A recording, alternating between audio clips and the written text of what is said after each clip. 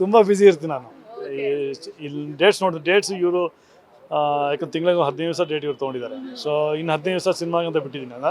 15 ದಿವಸ cinema plus ನನ್ನ my YouTube channel plus family ಎಲ್ಲ ಬ್ಯಾಲೆನ್ಸ್ ಮಾಡಬೇಕಲ್ಲ, ಫ್ರೆಂಡ್ಶಿಪ್ಪು ಎಲ್ಲ ಬ್ಯಾಲೆನ್ಸ್ ಮಾಡಬೇಕು. ಸೊ ಇವ್ರು ಗ್ಯಾಪ್ ಸಿಕ್ಕಿದಾಗ ಆ ಗ್ಯಾಪಲ್ಲಿ ಏನೋ ಒಂದು ಹಾಕೊಂಡ್ಬಿಡ್ತೀನಿ ನಾನು. ಸೊ ಮತ್ತು ಇವರು ಇಲ್ಲ ಸರ್ ಆ ಡೇಟ್ ಇಲ್ಲ, ಈ ಡೇಟ್ ಇದ್ರೆ ಇಲ್ಲ ನೀವು ಹೇಳಿದ್ರಲ್ಲ ಆ ಡೇಟ್ ಮುಗಿಸಿದೆ, ಆ ಡೇಟ್ ಕೊಟ್ಬಿಟ್ಟಿದ್ದೀನಿ. ಸೊ ಹಿಂಗೆ I just want to keep myself busy. So ಆ ಥರದ ವ್ಯಕ್ತಿ, ಎಲ್ಲರೂ ಜೊತೆಗೆ ನಡ್ಕೊಂಡು ಹೋಗುವಂಥ ವ್ಯಕ್ತಿ. ತಪ್ಪು ಅಂತೀನಿ, ಕರೆಕ್ಟ್ ಅಂದರೆ ಕರೆಕ್ಟು ಅಂತೀನಿ. ಯಾರು ಕರೆಕ್ಟು ಅವ್ರ ಪರ ನಿಲ್ತೀನಿ ನಾನು, ಅಂಥ ಮನುಷ್ಯ ನಾನು.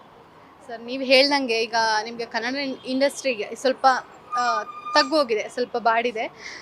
ಇದರಲ್ಲಿ ದರ್ಶನ್ ಅವರ ಇನ್ಸಿಡೆಂಟ್ ಎಫೆಕ್ಟಿವ್ ಆಯಿತಾ, ಇದ್ರದ್ದು ಏನಾದ್ರು ಪರಿಣಾಮ ಬೀತಾ, ಇದ್ರ ಬಗ್ಗೆ ನೀವು ಹೇಳ್ತೀರಾ?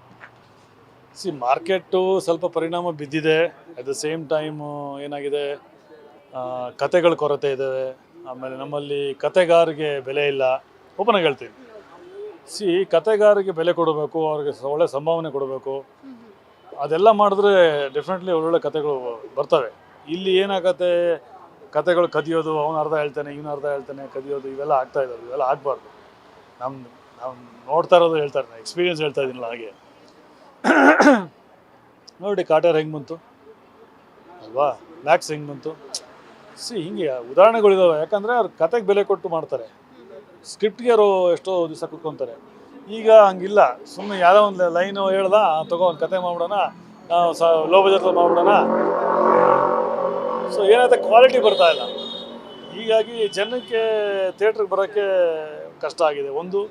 ಆಮೇಲೆ ticket price, popcorn price, parking price ಇವೆಲ್ಲ ದುಬಾರಿ ಆಗಿದ್ದಾವೆ. ಸೊ ಅದನ್ನು ಸರ್ಕಾರ ಒಂದು ಕಡೆ ನೋಡಬೇಕು. ಅದನ್ನು ಒಂದು ಇಷ್ಟು ಮಿನಿಮಮ್